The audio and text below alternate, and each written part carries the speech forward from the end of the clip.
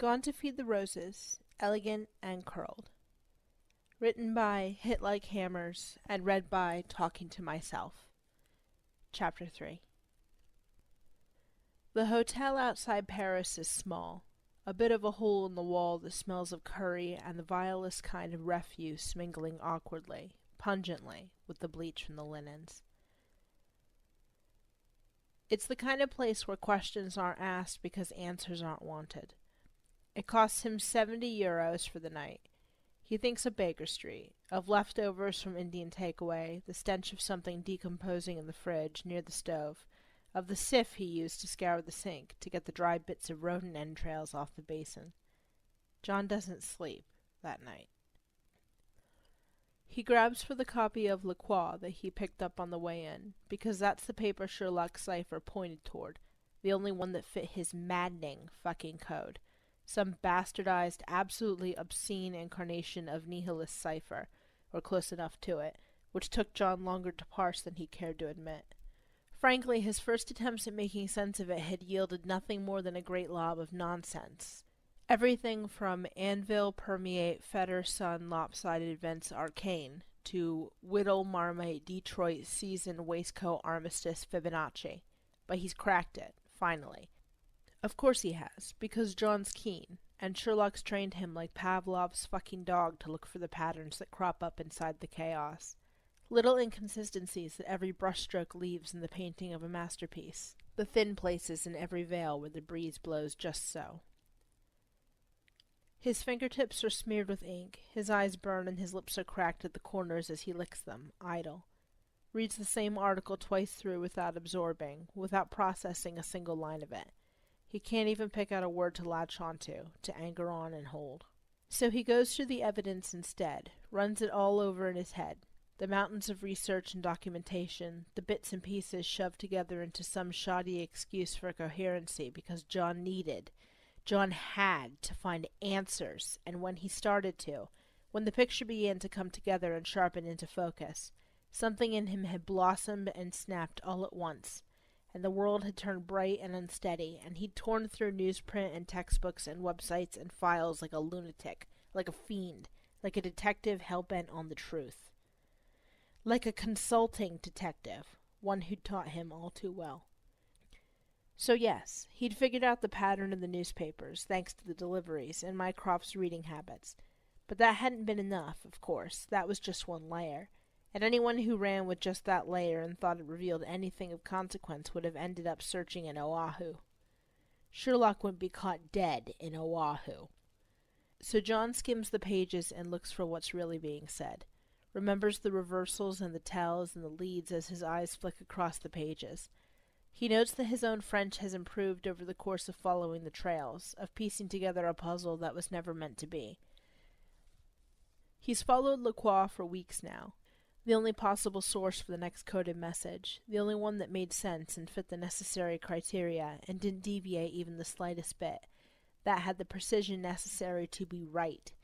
And it was in the following of that trail, that uncompromising theme, that John came to realize, for certain, that it was finally time for him to act. Because there's nothing there in the paper, nothing printed in the lines of ink. There's nothing. Not anywhere. And there hasn't been for too many days in a row. And Sherlock hadn't disappeared for nothing. There was a plan, yes, and John had seen it. John usually saw the plan, whether or not he fully understood. But, as it often did, the plan had gone wrong. It was the only explanation. Except this time, John hadn't been there. John couldn't follow. John wasn't there to save Sherlock from himself as soon as things got to be too much. Well, John is going to remedy that. John is going to remedy that as soon as fucking possible. There are only 5 locations that make any sense, given the evidence, the codes. Given the patterns and the fact that John knows Sherlock, knows pieces of him that the world simply doesn't. There are 5 potential scenarios that explain Sherlock's sudden silence, that John's narrowed down and hopes like hell are right, are sound, and will yield a breathing, brilliant Sherlock at the end.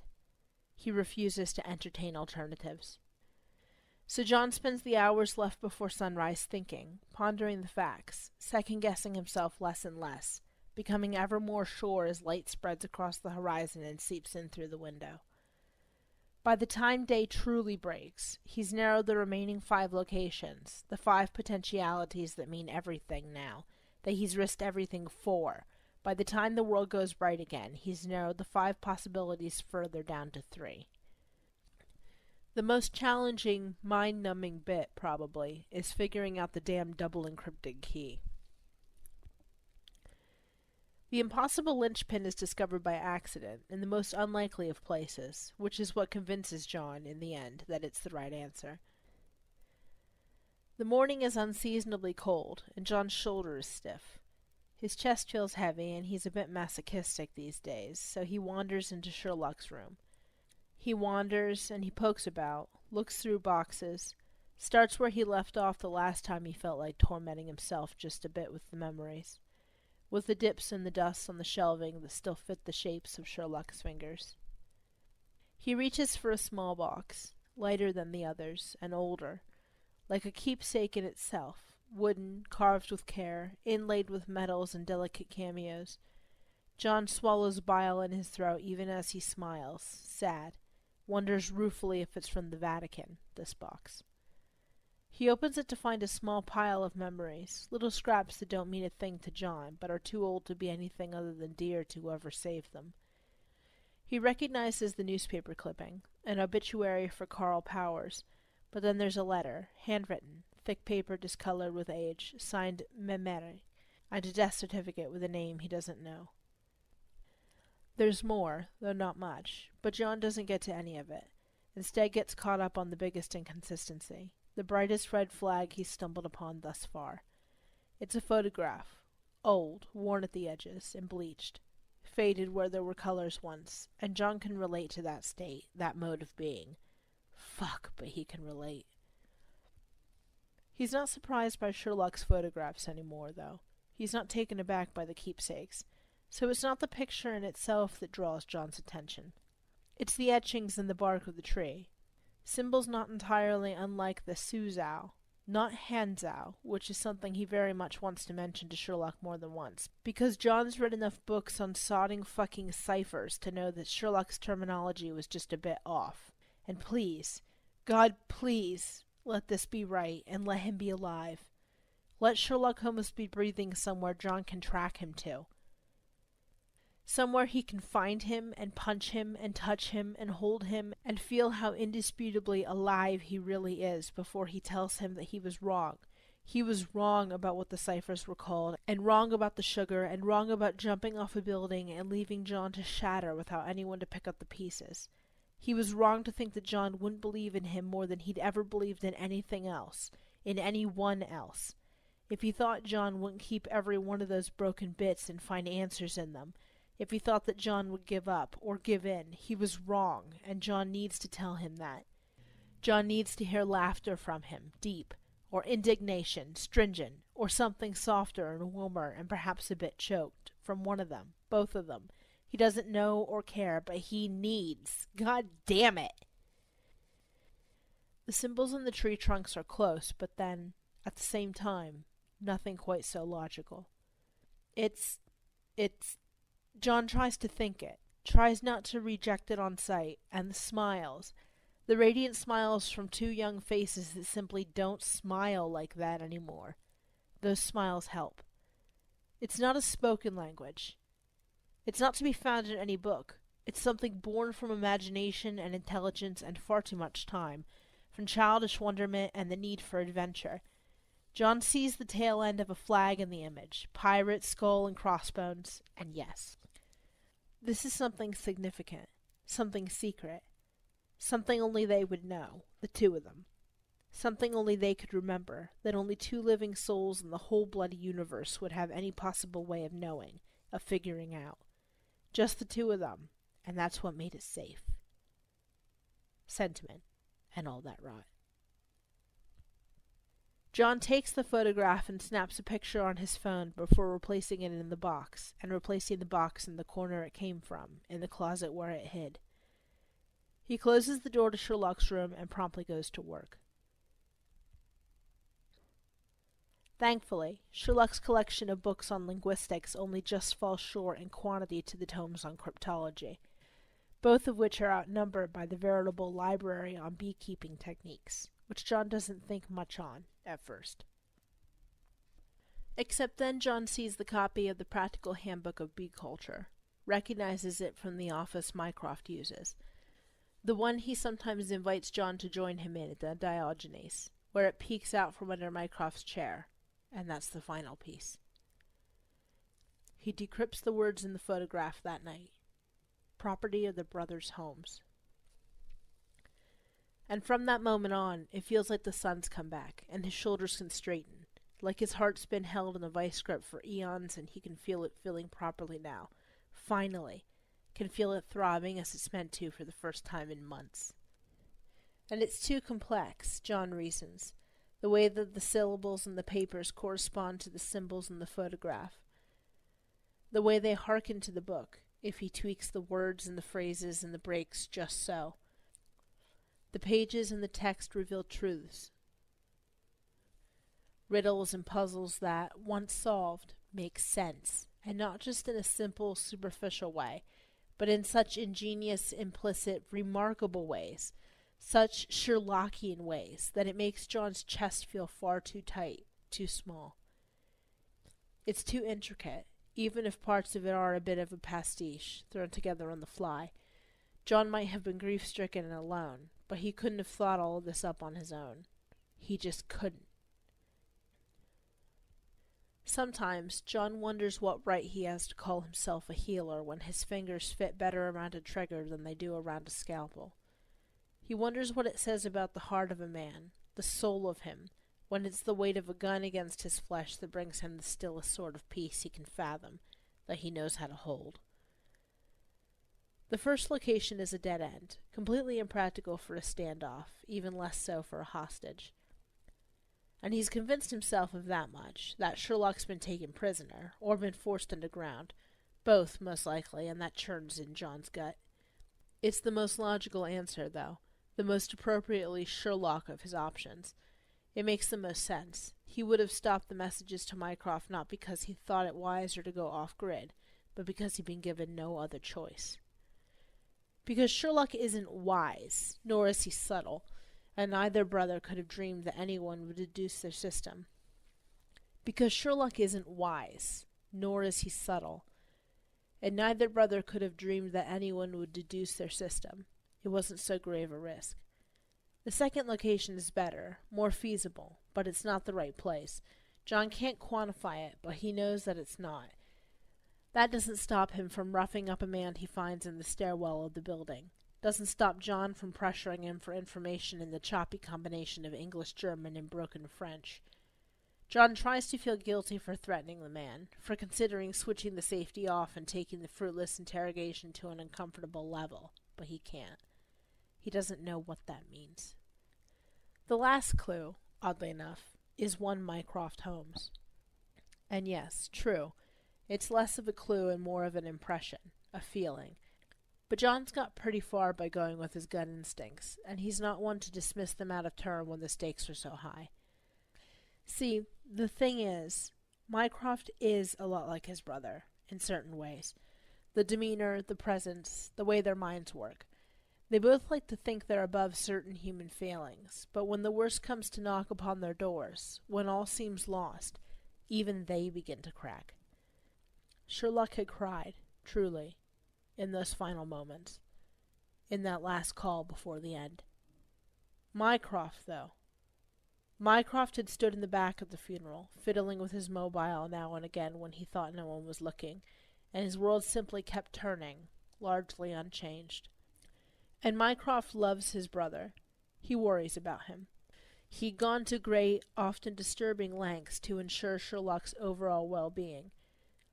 He tried to save him the pain of the Adler woman's death, even when he was only half sure it would have mattered to Sherlock in the slightest.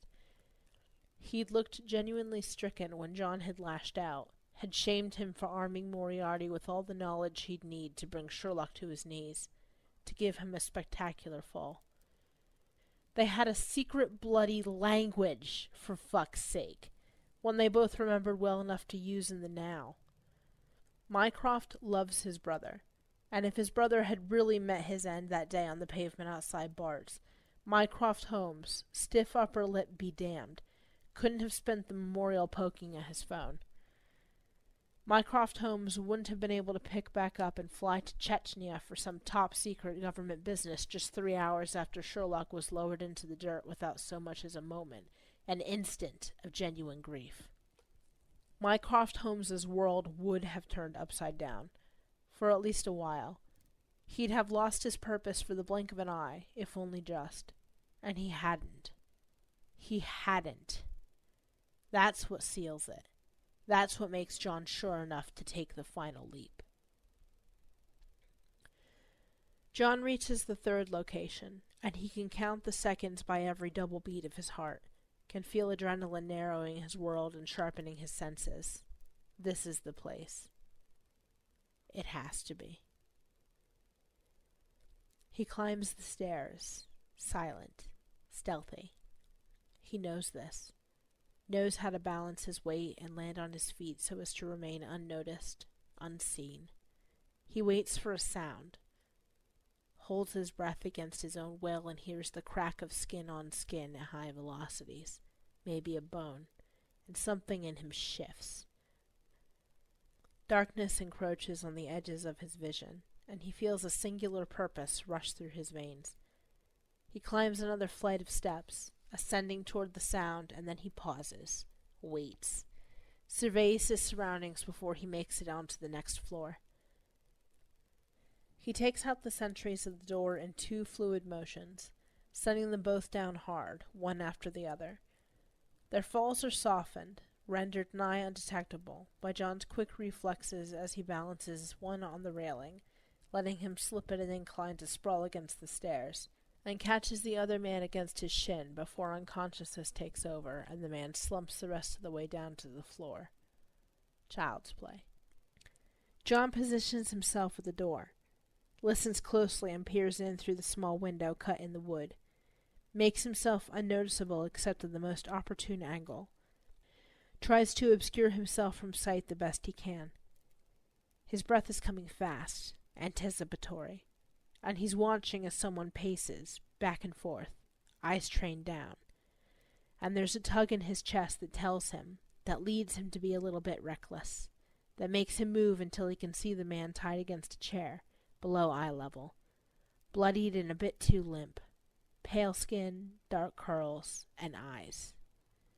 Those fucking eyes, even through the glass, even at a distance, even in the paltry light. Those eyes. Those eyes. John lines up the shot to take the bastard down, and exhales, prepares to fire as soon as the moment presents itself. He follows the pacing. He waits. And he starts a bit, not outwardly, but he's shaken inside.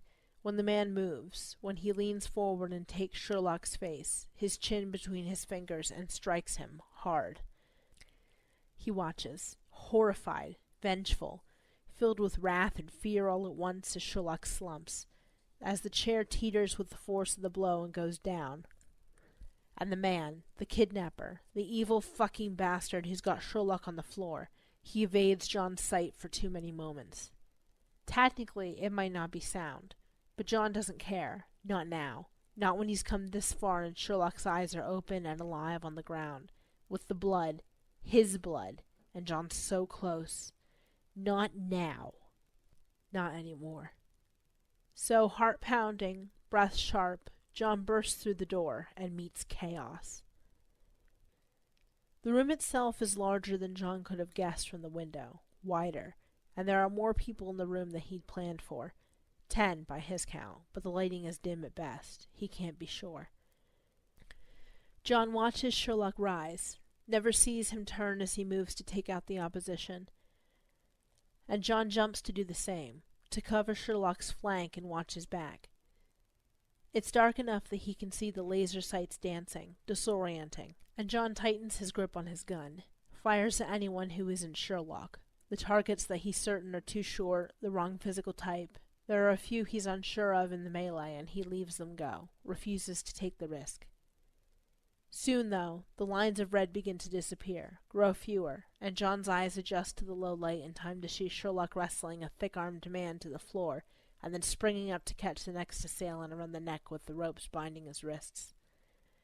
John feels the first wellsprings of real, uncontainable joy start to burst inside his chest, but he ignores them, contains them until they survive this, until they can make eye contact and breathe, because John's not even sure that Sherlock's seen him yet, that Sherlock even knows exactly who has come to find him, to rescue him and give him an earful for being a first-class moron. John shoots 1, 2, 3 of them down. 2 men and a woman as they charge, their own guns trained on him, but he's faster. He knows this rhythm, and his muscles remember it. His finger is quicker on the trigger. They all go down, and John spins to see who's left when he's stopped, gets caught by the eyes fixed upon him, unblinking from across the room. Sherlock sees him now. And John, for a moment, is caught in the gaze, in the way that Sherlock's body stops, all that kinetic energy arrested, and Sherlock is trembling. His lips are parted and his face looks somehow blank and wrecked all at once, as if he's simultaneously empty and overfull. John can see Sherlock's pulse tapping at the throat, even across the distance, and John feels a burn at the back of his eyes as he looks at Sherlock. Really looks and sees the feeling caught up in that gray-blue gaze. Lets it wash over him for an instant that John knows they can't afford, but he can't break away from it. Not yet. He curses that choice, that stupid indulgence, when he sees a flash of red jerk back to Sherlock's heaving chest. It's without hesitation, but not without thought, that John lunges, pushes Sherlock straight to the ground and feels the impact of their bodies before the impact of the bullet as it rips through him from the back, followed by the force of gravity dragging them both to the floor. Because John's thought about this before. The way they live, the things they do. He's had to, couldn't help it. But he's always known what he would do, from that night at the pool to now. He's thought about it often, and the answer is always the same. Inevitable. He'd take 100 bullets for Sherlock Holmes, if it would keep breath in that madman's lungs. If it kept life in his body just a minute longer, just a second more. And there's pain as he falls, and a little fear, and relief tangled up in both. And then Sherlock's got hands on him, and the agony of movement is unbearable as he flips John over and onto his back. And there's a roar that deafens everything, all things, even as Sherlock's lips are moving, working, and his breath is hot on John's skin, though he can't hear any voice, any sound above the rush of blood in his ears. Sherlock's wide eyes are staring, burned into John's retinas as the hurt overwhelms him and his own eyes slide closed. And then it's lost, just an echo, and then nothing as John exhales, slow, and feels the world slip from his grasp. The last thing John knows before the end is that, even if this is what came of it, he's glad he stopped to look at Sherlock. He's glad that Sherlock is the last thing he ever got to see. This is the end of Chapter 3 of Gone to Feed the Roses, Elegant and Curled. The story will conclude in Chapter 4,